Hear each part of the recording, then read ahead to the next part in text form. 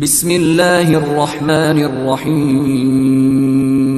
کیا آپ کو پتا ہے کہ امام حسین علیہ السلام کی شہادت کے بعد کیا ہوا تھا؟ کیا آپ جانتے ہیں کہ ایک ایسا شیر اٹھ کھڑا ہوا تھا جس نے کربلا کے ہر ظالم کو چن چن کر مٹا دیا؟ وہ کوئی عام انسان نہیں تھا، وہ تھا اللہ کا ایک بندہ جس نے انصاف کا جھنڈا بلند کیا اور ظلم کے خلاف جنگ چھیڑ دی۔ کہتے ہیں کہ جب کربلا کی ریت پر خون بہا تھا تب آسمان بھی رویا تھا، مگر ظلم وہی نہیں رکا۔ تبھی شروع ہوئی ایک اور جنگ بدلے کی، اور اس بار میدان میں آیا وہ جو صرف تلوار نہیں، امام کے غم سے بھرا ہوا دل لے کر آیا تھا۔ اس نے یزید کے ہر مددگار کو، ہر قاتل کو، ہر ظالم کو مٹی میں ملا دیا۔ تو چلیے دوستوں، آج جانتے ہیں اس انصاف کی کہانی جس نے ظلم کی نیو ہلا دی۔ اگر آپ ہمارے چینل پر نئے ہیں تو چینل کو سبسکرائب ضرور کیجیے اور ہر دن سیکھیے سچائی کی بات۔ سال 61 ہجری تپتا ہوا ریگستان، کربلا کی زمین خون سے لال ہو چکی تھی۔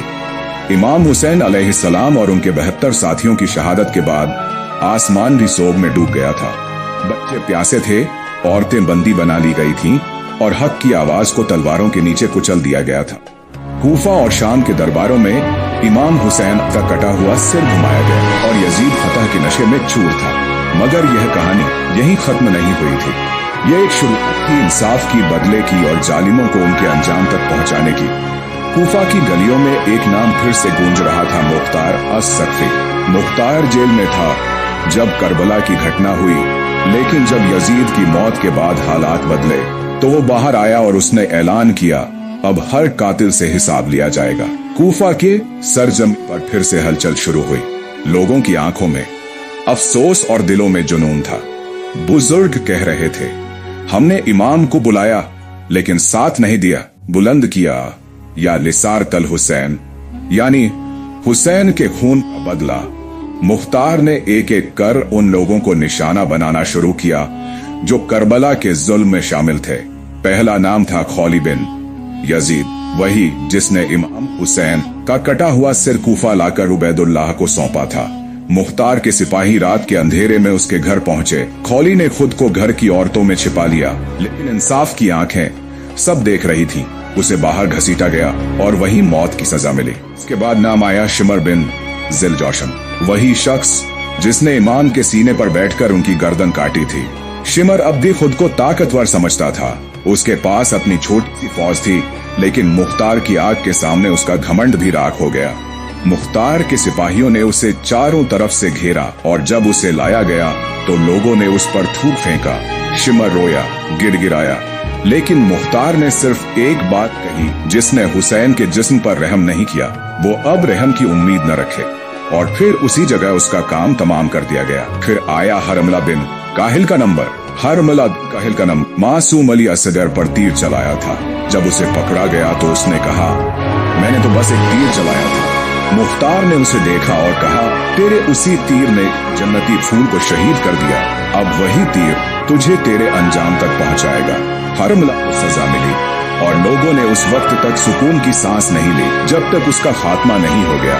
اب سب سے بڑا نام بچا تھا، عبید اللہ ابن زیاد، کربلا کی پوری سازش کا سرگنا۔ وہ اب منہ سے بھاگ چکا تھا۔ مختار نے ابراہیم ابن ملک اشتر کو حکم دیا، اسے زندہ مت چھوڑنا۔ موصل کے باہر ایک بڑی جنگ ہوئی جسے خزیر کی جنگ کہا گیا۔ دونوں طرف ہزاروں سپاہی تھے، ایک طرف ظالم کا جنون تھا تو دوسری طرف انصاف کی آگ۔ تلواریں ٹکرائیں، گھوڑے دوڑے اور نعرے گونجے، یا لسارت الحسین۔ جنگ گھنٹوں چلی۔ ابراہیم اشتر نے عبید اللہ کو للکارا، آج حساب کا دن ہے۔ دونوں میں آمنا سامنا ہوا اور آخرکار ابراہیم نے اس کی گردن اڑا دی۔ عبید اللہ کا سر اسی کوفہ لایا گیا جہاں حسین کا سر لایا گیا تھا۔ یہ ایک نشانی تھی، زمانہ دیکھ لے کہ حق کیسے جیتتا ہے۔ مختار نے سینکڑوں نے ہزاروں لوگوں کو ان کے گناہ کی سزا دی۔ ہر گلی ہر کونے میں انصاف کی ہوا چل رہی تھی۔ وہ ہر اس آدمی کو کھوج کھوج کر لایا گیا جس نے کربلا میں ظلم کیا تھا، چاہے وہ سپاہی تھا، تیر انداز تھا یا حکم دینے والا۔ کچھ نے سرنڈر کیا، کچھ نے معافی مانگی، لیکن مختار کا اصول صاف تھا، جس نے حسین پر ظلم کیا وہ سزا پائے گا۔ کوفہ اب ماتم کی نہیں، انصاف کی زمین بن چکی تھی۔ لوگوں نے سر جھکا دیے تھے اور ہر زبان پر ایک ہی نام تھا، مختار۔ عورتیں اپنے گھروں کی چھتوں سے نعرے لگا رہی تھی، ہم نے حسین کا بدلہ دیکھ لیا۔ बच्चे अब मुख्तार को कहानी में नहीं हीरो के रूप में देख रहे थे। लेकिन ये सब आसान नहीं था। मुख्तार को भी चुनौतियां झेलनी पड़ी। उसके खिलाफ साजिशें हुई, उसके अपने लोग उससे अलग हुए, लेकिन वो रुका नहीं। उसकी आंखों में बस एक मंजर था, करबला की रेत पर गिरा हुआ इमाम का शव, और उसकी तलवार उसी मंजर का जवाब थी। अभी और भी जालिम बचे थे और मुख्तार की तलवार अब भी प्यास थी। बदला अब भी अधूरा था। मुख्तार की फौज अब पूरे इराक में फैल चुकी। उसकी तलवार हर उस जालिम का पीछा कर रही थी जिसने करबला में हुसैन और उनके अहले बैत पर जुल्म किया था। कूफा अब मुख्तार की हुकूमत में था और उसके इरादे बुलंद थे। जिन लोगों ने पहले मुख्तार का मजाक उड़ाया था, अब वही लोग उसके झंडे तले लड़ रहे थे। उसके पास सिर्फ तलवार नहीं थी, बल्कि लोगों का दिल भी था। एक दिन मुख्तार को खबर मिली कि बसर बिन अरतात, जिसने हिजाज और यमन में हजारों बेगुनाहों का कत्ल किया था, अब दमिश्क में आराम से बैठा है। मुख्तार ने अपने जासूसों को रवाना किया और पता चला कि वह यजीद की फौज के बचे हुए कमांडरों के साथ नई साजिशें बुन रहा है। मुख्तार ने इब्राहिम इब्न मलिक अश्तर और अबू आमिर को एक खुफिया मिशन पर भेजा। वो दमिश्क की सरहद तक पहुंचे और वहां एक रात को बसर के कैंप पर हमला बोल दिया गया। बसर भागने की कोशिश कर रहा था, लेकिन अबू आमिर ने उसकी टांग में तीर मार दिया। उसे वहीं जिंदा पकड़ लिया गया और कूफा लाया गया। वहां पर सरेआम उसका इंसाफ हुआ और लोगों ने देखा कि कैसे जुल्म हमेशा के लिए हार गया। इसके बाद मुख्तार ने बख्त की तरफ रुख किया, जहां कई ऐसे कमांडर जमा थे जो अब भी करबला के कातिलों का साथ देते थे। ये एक बड़ा युद्ध था, सैकड़ों घोड़े, हजारों सैनिक और एक किला जिसे फतह करना आसान नहीं था। लेकिन मुख्तार ने इस बार खुद मैदान में उतरने का फैसला किया। उसने अपने सिपाहियों से कहा, यह आखिरी लड़ाई हो सकती है। अगर हम आज जीत गए तो हुसैन और सस के खून का आखिरी हिसाब भी पूरा हो जाएगा। जंग की तैयारी पूरे जोर शोर से हुई। इब्राहिम इब्न अश्तर दाएं तरफ से हमला करने वाले थे और मुख्तार खुद बीच की फौज की अगुवाई कर रहे थे। दुश्मन ने भी अपने तीरंदाज, घुड़सवार और मशालों से लैस सैनिकों को मैदान में दिया। सुबह की अजान के बाद लड़ाई शुरू हुई। तलवारों की झनकार, घोड़ों की हिनहिनाहट और या लिसारतल हुसैन के नारे आसमान को चीर रहे थे। मुख्तार की फौज बहादुरी से लड़ी। इब्राहिम ने दुश्मन के घुड़सवारों को पीछे धकेल दिया। अबू आमिर ने दुश्मन के हथियारों का भंडार फूंक दिया। मुख्तार खुद अपनी तलवार लेकर आगे बढ़े। उन्होंने दुश्मन के कमांडर को ललकारा, तेरी तलवार ने हुसैन के साथियों का लहू बहाया है, अब उसी का जवाब ले। और फिर तेज वार करके उसे धराशायी कर दिया।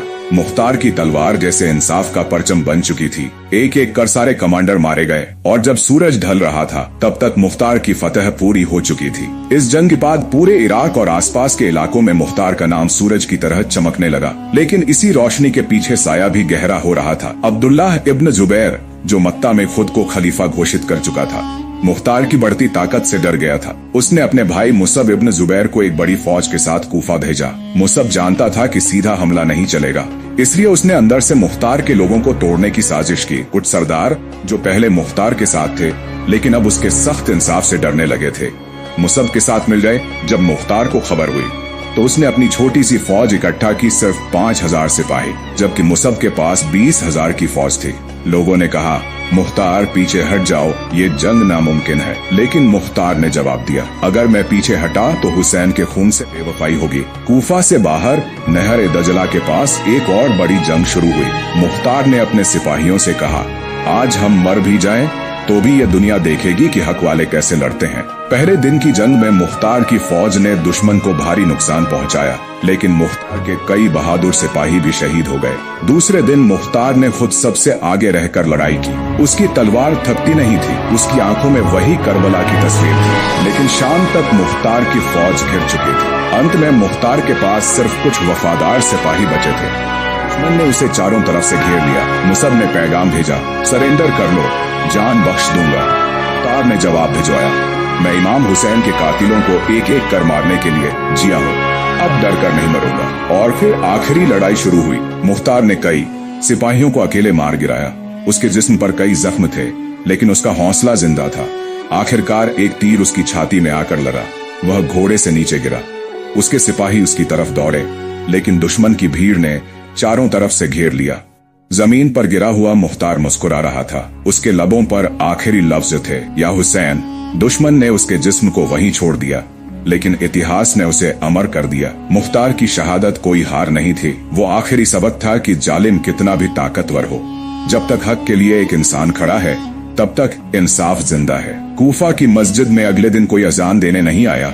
लोग चुप थे, लेकिन फिजा में एक नाम गूंज रहा था, मुख्तार। वो मरकर भी जिंदा था। उसके खून की हर बूंद ने गवाही दी कि बदला पूरा हुआ और करबला का इंसाफ हो चुका था।